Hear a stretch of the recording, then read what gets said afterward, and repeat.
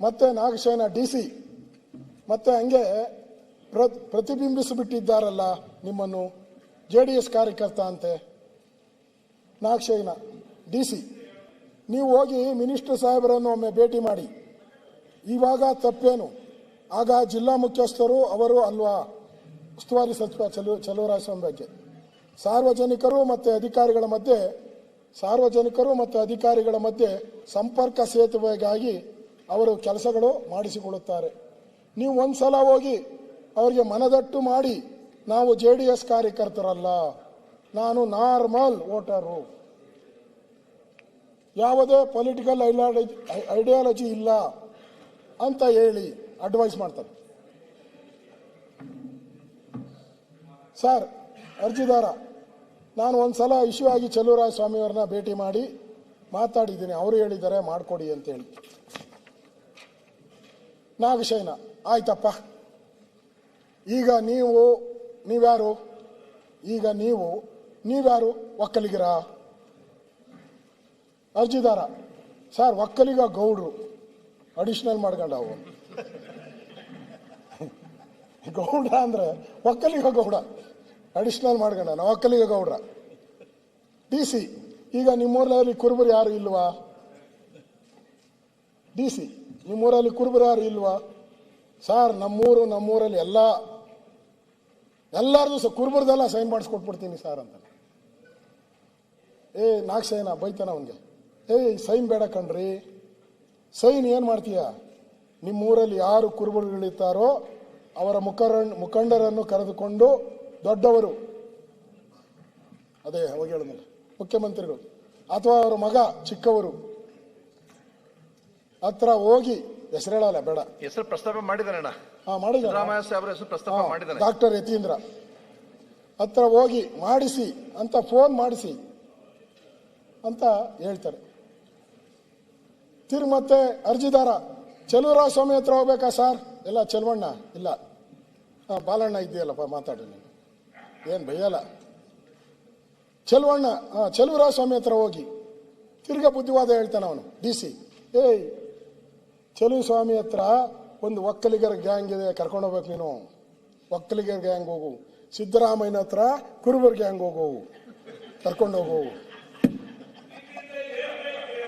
ಅವ್ರ ಕಡೆಯಿಂದ ಹೇಳಿಸಿ ಆಗುತ್ತೆ, ಯಾಕೆ ಆಗಲ್ಲ? ಅದೊಂದು ನಾನು ಹೇಳಿದಂಗೆ ಸಿದ್ದರಾಮಯ್ಯನವರು ಚಲುವರಾಯಸ್ವಾಮಿ ಹತ್ರ ಒಂದು ಹೇಳಿಸಿದ್ರೆ ಇವೆಲ್ಲನೂ ಕೂಡ ಮಾಡಿಕೊಡ್ತೀನಿ. ಇದು ಆಡಿಯೋದಲ್ಲಿ ಇರೋವಂಥದ್ದು. ಅಂದರೆ ಒಬ್ಬ ಅಧಿಕಾರಿ ಅವನ ಕೆಲಸ ಏನು ಸರ್? ಅವನ ಕೆಲಸ ಏನು? ಸರ್ಕಾರದ ಕೆಲಸ ಮಾಡಬೇಕು. ಬೋರ್ಡ್ ಬೇರೆ ಹಾಕಿದ್ದೀರಿ, ಸರ್ಕಾರ ಕೆಲಸ ದೇವ್ರ ಕೆಲಸ.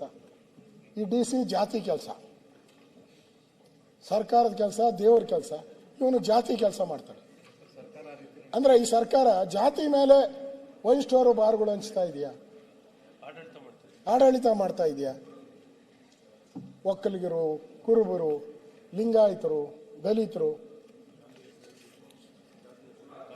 ಗಾಂಧಿ ಹೆಸರಲ್ಲ, ಹಣ ತಗೊಳಕ್ಕೆ ಗಾಂಧೀಜಿ ಆಣೆ ಮಾಡ್ತಾರೆ.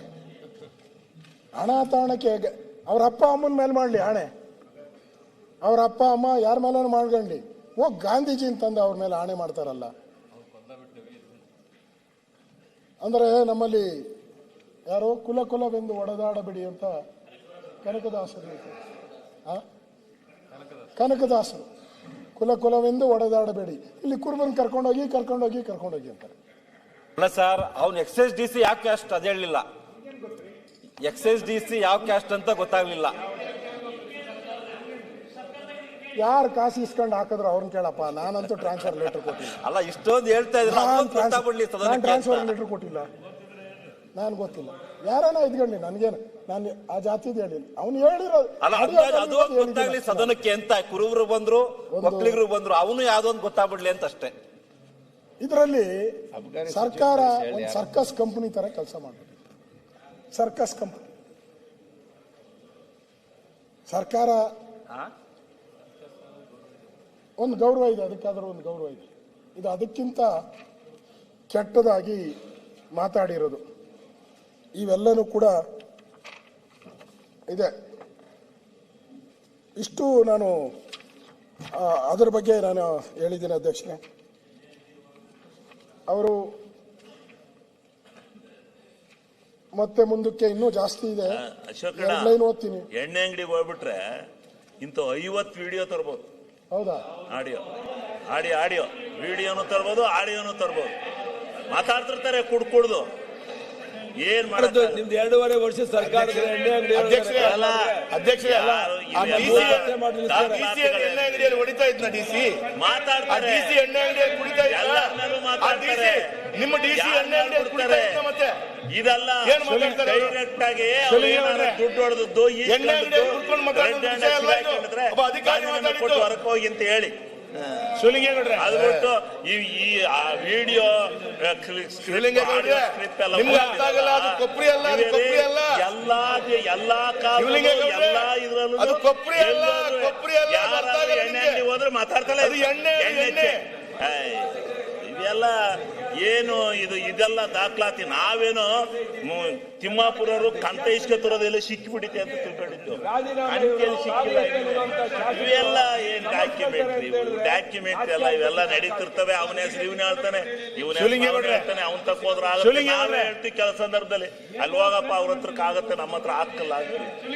ಅದಕ್ಕೆ ಇವೆಲ್ಲನು ಯಾವನ ಆಗದ ಮಂದಿ ಮೆಟ್ಕೊಂಡು ಹೋಗ್ಬಿಟ್ರಿ. ಇವತ್ತೇನು ಸಾಮಾಜಿಕ ಜಾಲತಾಣ ಬಹಳ ಚೆನ್ನಾಗಿದೆ.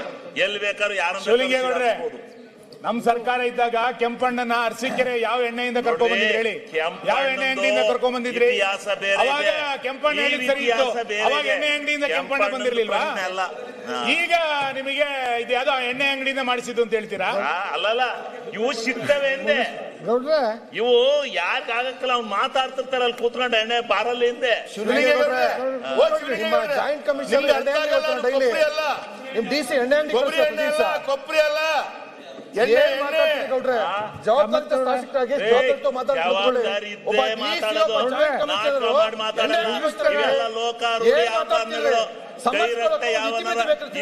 ಇದಿದ್ರೆ ಹೇಳಿ ತಪ್ಪಿನ ಬಗ್ಗೆ ಎಲ್ಲ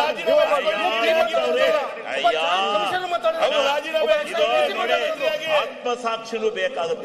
ಮಾತಾಡ್ಬೇಕಾದ್ರು ನೀವು